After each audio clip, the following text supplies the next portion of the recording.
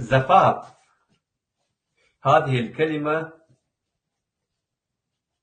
مأخوذة من الكلمة الكردية المركبة زماوند، التي تتألف من كلمة زماوند يعني زفاف باللغة الكردية، ولكن هذه كلمة مركبة تتألف من كلمة زاما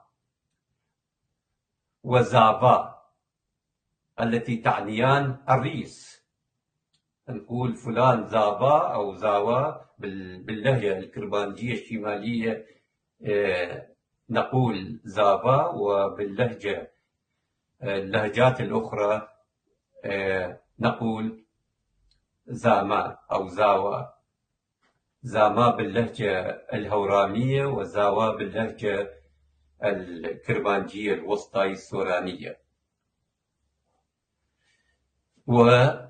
والمقطع الثاني من كلمة زماوند وند، الوند تعني الارتباط بشيء ما. هذه الكلمة أيضا هي كلمة ميدية موجودة بصيغة زامات، والتي تعنيان الإنسان الذي يولد، أي الإنسان الذي يستطيع أن يخلف أطفالا. تم تحوير هذه الكلمة الكردية إلى زاف حسب الآتي: زماوند، زفافند، زفافند، وزفافة، زفاف. فخلال المراحل التاريخية مرت هذه الكلمة بهذه التغييرات عبر